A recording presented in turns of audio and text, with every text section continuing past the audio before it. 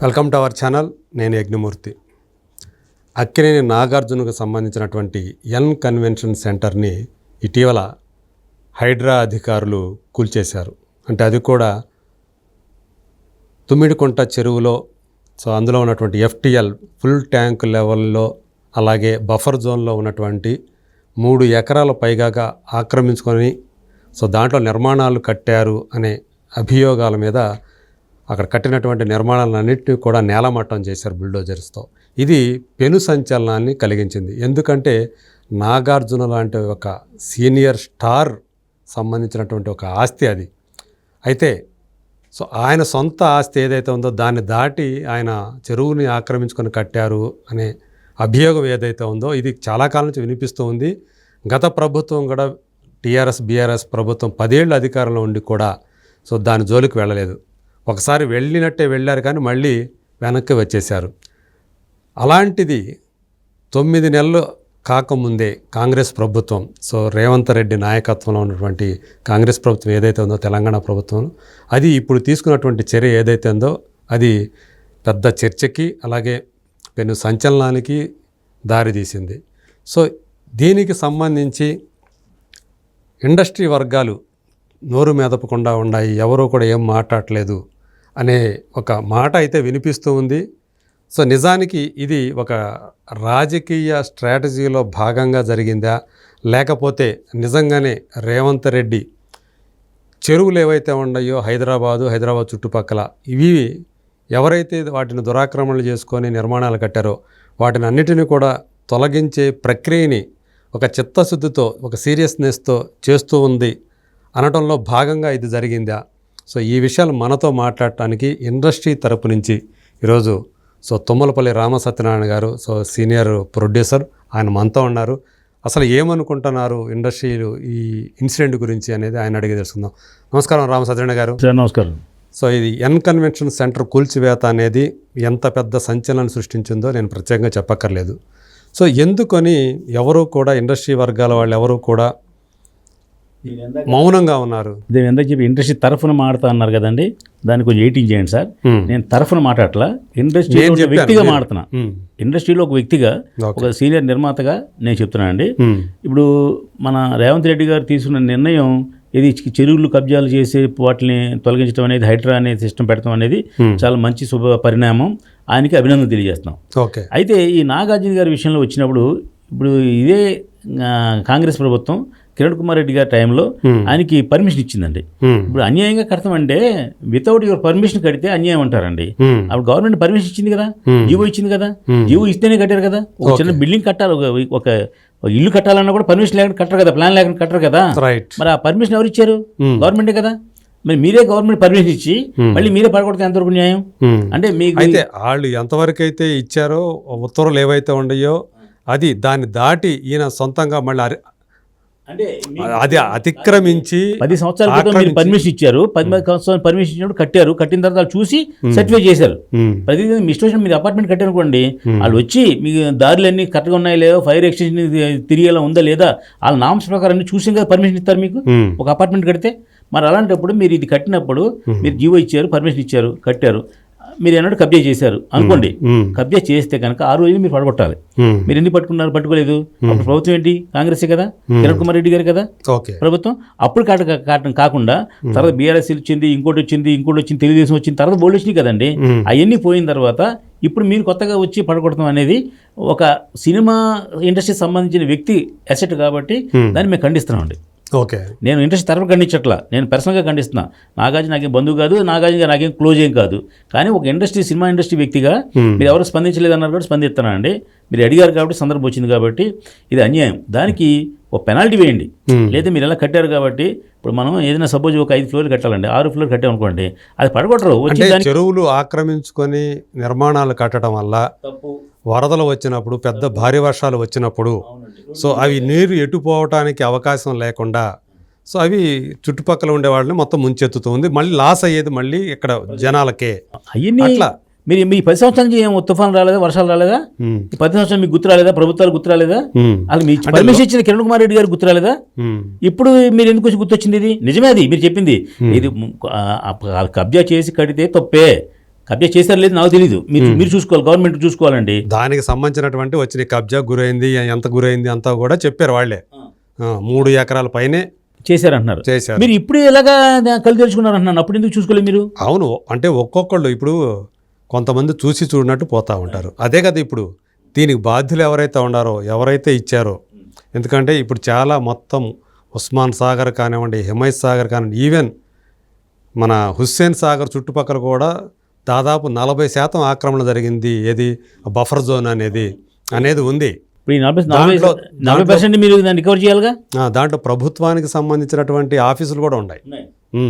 అయ్యే చాలా ఉన్నాయి సార్ ప్రభుత్వంలో. మూసీ నది అయితే మరీ ఘోరం.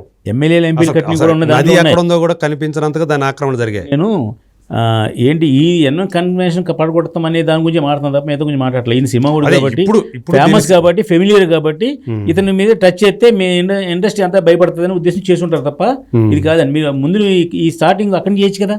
ఇది మూసినది చెప్పారు మీరు, అవన్నీ స్టార్ట్ చేయొచ్చు కదా. వాళ్ళు ఇక్కడి నుంచి ఎందుకు స్టార్ట్ చేశారు? హైదరాబాద్ మొదలెట్టిన తర్వాత ఇక్కడే మొదలెట్టారు ముందే. దీని తర్వాత 18 ప్లేసులు కనుక్కున్నామని చెప్పి అవి కూడా పడుకుంటామని చెప్పి పేపర్లో చదివాను నేను. అంటే నేను పొలిటీషియన్ కాదు, నాకు రాజకీయం లేదు, నాకేం సంబంధం లేదండి. ఒక సినిమా ఇండస్ట్రీ మనిషిగా ఇతనికి ఒక వార్నింగ్ ఇచ్చో, ఒక నోటీస్ ఇచ్చో, మీరు 3 నెలల్లో దీనికి సమాధానం చెప్పాలి. లేదా ఉరిశిక్ష విధించేవాడు కూడా ఏదో ఆఖరి కోరిక అడుగుతారు కదండి. లేదంటే 1 నెలల టైం ఇస్తాం, ఈ నెలల లోపు దీనికి విధి విధానాలు ఏంటి చేసుకోండి అని చేసి పలకొడతా న్యాయం అనుకుంటున్నా. వీళ్ళు కోర్టుకి వెళ్ళి స్టే తెచ్చే లోపుని పడగొట్టేశారు. ఇప్పుడు అవకాశం ఇవ్వకుండా అంటే ఇది సందర్భం లేని విషయం కదా. ఏదో ఒక డ్రగ్స్ విషయంలో ఎవరిని అరెస్ట్ చేస్తారండి, లోపల వేస్తారు, మళ్ళీ మీరు రిలీజ్ చేస్తారు.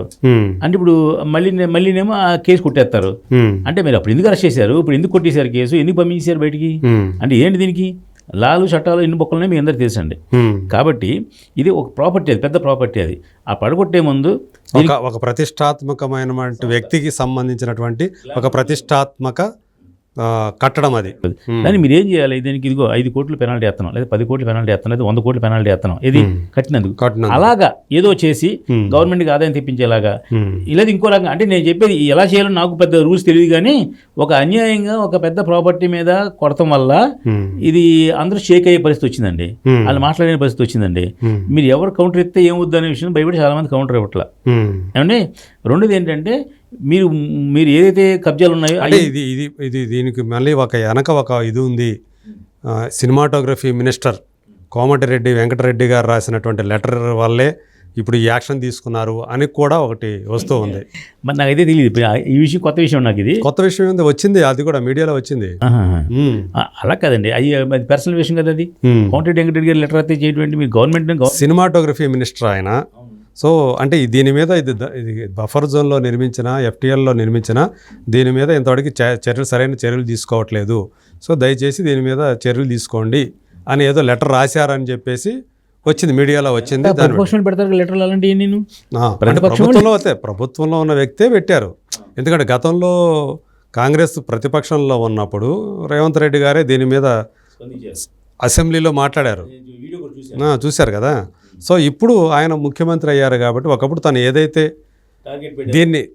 దీన్ని ప్రస్తావించారో, ఈ విషయం ఒక అన్యాయం జరిగింది ఇక్కడ, చెరువుని ఆక్రమించుకొని కట్టారని ఆయనే ఏదైతే అసెంబ్లీలో చెప్పారో, ఈరోజు ఆ చెప్పిన దానికి కరెక్ట్గా కొనసాగింపు అన్నట్టుగా తను ఇప్పుడు ఆయన అధికారంలో ఉన్నారు కాబట్టి అది చర్యలు తీసుకున్నారు అని చెప్పి నేను వీడియో చూశాను. ఇది ఇవాళ విషయం కాదు, ఆ రోజుల్లోనే మన రేవంత్ రెడ్డి గారు మాట్లాడిన విషయం కూడా నేను వీడియో చూశాను.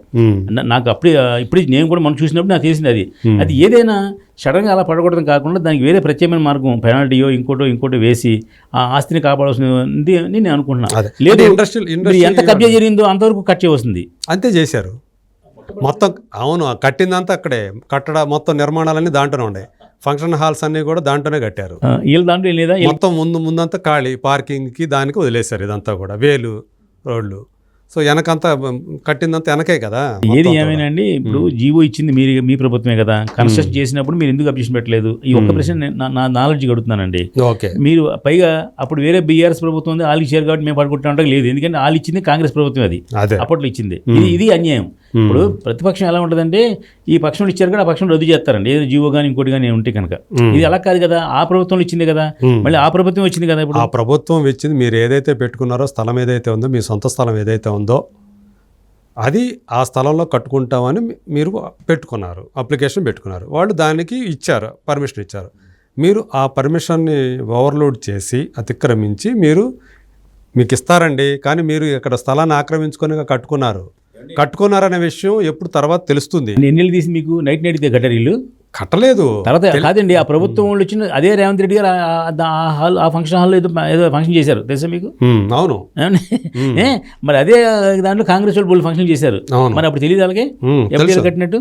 అంటే నేను చెప్పేది ఏంటంటే సడన్ గా ఇలా చేయడం వల్ల కొంచెం వాళ్ళు ఒక్క తిప్పుకోకుండా మీరు చేశారని బాధ కలుగుతుంది. అదే దీని మీద ఇండస్ట్రీ వాళ్ళు మీరు లోపల అంతర్గతంగా ఏమనుకుంటున్నారు? ఇది అంటే రేవంత్ రెడ్డి గారు ఏమన్నా కక్ష కట్టారు ఇండస్ట్రీ మీద అని అనుకుంటున్నారా? ఇది ఇండస్ట్రీ మొత్తం మీద కక్ష కట్టి చేస్తున్నారా, లేకపోతే నాగార్జునకు మాత్రమే ఇది పరిమితమా? లేదు. ఇప్పుడు ఆయన రేవంత్ రెడ్డి గారు అపోజిషన్ ఉండి బయటకు వచ్చి చేసిన వ్యక్తి కదండి. ఆయన మీద ఏ విధమైన కంప్లైంట్ లేదు, ఇండస్ట్రీకి ఆయనకి ఏం పగలేదు, ప్రతీకారం లేదండి.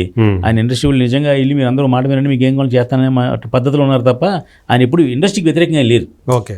ఇండస్ట్రీలో కూడా కాంగ్రెస్ వ్యక్తులు ఉన్నారుగా, ఇండస్ట్రీలో కూడా ఆయన సంబంధించి ఉన్నారు కదండి, సంబంధించి మనుషులు ఉన్నారు కదా. అదేం లేదండి. ఇది కేవలం మీరు అన్నట్టుగా ఈ కోమటిరెడ్డి గారు లెటర్ పెట్టారు దాని గురించి అన్నారు కాబట్టి దాని గురించి పరిగణలో తీసుకుంటారేమో తప్ప ఇండస్ట్రీకి ఆయనకి ఏమీ విభేదాలు లేవు. రేపు మన బాలకృష్ణ గారు ఫంక్షన్ జరుగుతుంది ఎల్లుండ, ఆ ఫంక్షన్ కూడా ఆయన వస్తున్నారు సీఎం గారు. ఈవెన్ ఇప్పుడు అది ఒక కాలేజీ ఉంది వీళ్ళది, అక్బరుద్దీన్ ఓవైసీ నిర్వహించే కాలేజీ, పెద్ద కాలేజీ, దానికి కూడా ఇప్పుడు ముహూర్తం ఉందని చెప్పేసి అంటున్నారు కదా. అప్పుడు ఓవైసీ కూడా దీంట్లో ఉందేమని కాంగ్రెస్లో ఎంఐఎం కదా, ఎంఐఎం ప్రభుత్వం సపోర్ట్ కదా. లేదు, వాళ్ళు విడిగానే ఉంటారు. వాళ్ళు ఇదివరకు బీఆర్ఎస్కి సపోర్ట్ అన్నారు, అది నడిచింది. వాళ్ళు ఒక మిత్రపక్షం, బీఆర్ఎస్కి మిత్రపక్షంగానే ఉండరు వాళ్ళు, అంతే. ఇప్పుడు కాంగ్రెస్కే మిత్రపక్షంగా ఏం లేరు వాళ్ళు. ఇప్పుడు మీరు అంటే ఇండస్ట్రీలో ఉన్న వ్యక్తిగా ఇండస్ట్రీలో ఏమనుకుంటున్నారు అంటున్నా నేను. అంటే అది నాగార్జున గారి పర్సనల్ ఆస్తి విషయం, అది ఇది సినిమా ఇండస్ట్రీ సంబంధించిన విషయం కాదు. దాంట్లో ఏ ఫిల్మ్ ఛాంబర్ కడితేనో లేదా ఇంకోటి కడితేనే కొడితే ఇండస్ట్రీ స్పందిస్తారు తప్ప అది ఆయన పర్సనల్ ఆస్తి కదా, పర్సనల్ ఏజెండా అది. అంటే ఇండస్ట్రీలో ఏమైనా సానుభూతి ఇదే అనుకోండి. ఇప్పుడు మీరు నాకు ఏదైతే చెప్పారో అదే అనుకుంటున్నారా? ఎందుకు నోటీస్ ఇచ్చి అంత టైం ఇచ్చి చేయాల్సింది అనేది, వార్నింగ్ ఇచ్చి నోటీస్ ఇచ్చి దానికి పెనాల్టీ వేసో లేదా ఇంకోటి వేసో చేసి చేయవలసింది తప్ప సడన్ గా కొట్టేయడం అనేది కొంచెం దురదృష్టకరమైన. యాక్చువల్గా ఆయన ఇన్ని సంవత్సరాలుగా దాన్ని క్రమబద్ధీకరించుకోవడానికి ప్రయత్నం చేశారంట, కానీ దానికి ఇవ్వలేదు. సో ఎందుకంటే అది చాలా ఎక్కువ, 3 ఎకరాలు దాదాపు స్థలం ఆక్రమించుకోవడం జరిగింది కాబట్టి దానికి 3 ఎకరాలు కబ్జా చేయడం అంత ఈజీ అండి అసలు? తిరిగి కడుతున్నాను కాదు, కానీ చేశారు. గవర్నమెంట్ సపోర్ట్ చేశారు. మీరు ఒప్పుకున్నారు, మీరంటే అధికారులు సపోర్ట్ చేయడం వల్ల అప్పుడు అక్కడ ఉన్న అధికారులు అంటే ఇప్పుడు 100 గజాలు 50 గజాలు 10 గజాలను దోసేయగలం సార్. 3 ఎకరాలు దోసేస్తే సెంటర్లో గవర్నమెంట్ తెలిసిన సైట్ని ఎలా ఒప్పుకుంటారు సార్ అసలు? అదే. సో ఇది తెలిసే జరిగింది, 100% తెలిసే జరిగిందండి. అదంతా కూడా ఎవరైతే నైట్ కట్టేశారు అది. అదే ఇప్పుడు అది ఆయన కట్టడానికి ఎవరైతే ఆ రోజు పర్మిషన్లు ఇచ్చారో, సపోర్ట్ చేశారో అధికారులు ఎవరైతే ఉన్నారో, సో వాళ్ళను కూడా ఇప్పుడు ఇందులోకి లాగాలి, అంతే కదా. అదే అప్పుడు మిగతా వాళ్ళు కొత్తగా ఎవరైనా చేయడం భయపడతారు అప్పుడు. అవును, అధికారులు కూడా కుమ్ముక్కు కాకుండా జాగ్రత్త పడతారు, ఇది చేయకూడదు. ఒక గజం అనుకోండి ఎవరికి తెలియని చేయగలరు సార్. 3 ఎకరాలు ఎలా చేయగలరు సార్? పబ్లిక్ ప్లేస్ ఇది, పైగా ఎక్కడో సందులో ఉంది, మా ఇంట్లో మేము గజం రోడ్డు మీకు వచ్చామంటే న్యాయం ఉంది. అప్పుడే అది కట్టేటప్పుడే చాలా మంది అక్కడ ఉన్న స్థానికులు ఎవరైతే ఉన్నారో ఇది కబ్జా చేస్తున్నారు అని ప్రభుత్వాలకి అర్జీలు పెట్టుకోవడం, ఇది చేయడం జరిగింది, కంప్లైంట్ జరిగింది, కానీ ఎవరు కూడా పట్టించుకోలేదు. అది మరి ఆ ప్రభుత్వం ఎవరు? అప్పుడు మీరే కదా. అదే రకరకాల ప్రభుత్వాలు వచ్చినాయి కదా ముందు ఆ టైంలో, కట్టే టైంలో అండి. కట్టే పర్మిషన్ ఇచ్చింది వాళ్ళే కదా సార్. ఓకే. తర్వాత వచ్చేటికి కోపం ఎందుకు ఉంటుంది, పగ ఎందుకు ఉంటుంది వాళ్ళకి? సరే మనకెందుకు పోయి చూసి పోనీ కొంతమంది ఉంటారు కదా. ఏది ఏమైనా తప్పు చేసిన ఎవరిని శిక్షించాలి సార్, న్యాయం అది. మేము కాదంట్లా, నేను రేవంత్ రెడ్డి గారు కామెంట్ చేయట్లేదు. అంత పేరు సడన్ గా మీరు ఇలా యాక్షన్ తీసుకోవడం వల్ల కొంచెం షేక్ అవుతున్నారు అందరూ. అంటే హైడ్రా అనేది పెట్టడం న్యాయం, కబ్జా చేయని చెరువులు కాపాడటం న్యాయం. దానివల్ల మీరు అన్నట్టుగా వర్షాలు వచ్చి రోడ్లు మునిగిపోవడం, కొట్టుకుపోవడం జరుగుతుంది కదా, అవన్నీ తగ్గుతాయి. అన్నీ 100% చేయాలి, గురైపోతాయి. ఇప్పుడు నేను రేవంత్ రెడ్డి గారిని రిక్వెస్ట్ చేస్తానండి, ఇలాగా మీరు నింద పడ్డారు కాబట్టి మొత్తం అన్ని రికవర్ చేయండి. ఇది ఇలా కబ్జాలు చేసినటువంటి నాలాలు చేసినటువంటి చెరువులు చేసినటువంటి రికవర్ చేయండి. అప్పుడు ఆయన ఇంకా మంచి పేరు వస్తాయి. ఇంకా అక్కడ పక్కనే ఇంకా వేరే వాళ్ళు కూడా అక్కడ ఇల్లులు కట్టని అన్నీ కూడా ఉన్నాయి అక్కడ. మరి వాళ్ళు అందులో సామాన్యులు ఉన్నారనుకోండి, చాలా సామాన్యులు ఉన్నారనుకోండి కట్టుకొని, వాళ్ళ పరిస్థితి ఏంటో మరి తెలియదు. మరి అంటే సామాన్యుల కోరకుండా డబ్బులు మీకు ఏదైనా మీరు ఆ పక్కన కొట్టిన ఈయన కొట్టాలి కదా న్యాయంగా. ఎమ్మెల్యే అండు విలేయాలని కుదురుద్ది, సామాన్యులు కొట్టాలి, అందరినీ కొట్టాలి. మీరు అందరికీ ఈక్వలే ఉండాలి.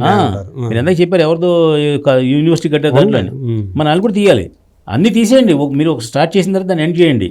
ఇప్పుడు మన సినిమాల్లో చూపిస్తాం కదా సార్, హీరో మధ్యలో ఆపకూడదు, ఒకటి చేసి ఇంకా ఆపకూడదు. ఆపకూడదు. మీ దగ్గర లిస్ట్ ఉంది ఎక్కడ కబ్జా తీరినాయో. నాగార్జున గారి మీద మాకున్న సింపతి ఏదైనా మర్చిపోతారు జనం అండి. ఎందుకంటే న్యాయం కదా, అందరికీ ఒకలే చేశారు కదా ఆయన. దాంట్లో ఆయన స్వార్థం లేదు కదా, అందరూ చేయమని చెప్తున్నాం. అదే చేశారే కాబట్టి ఎలాగానో అందరికీ న్యాయం చేయండి, మన హైదరాబాద్ నగరాన్ని కాపాడండి. Okay, right. Thank you Rama Satyanarayana గారు, థ్యాంక్ యూ.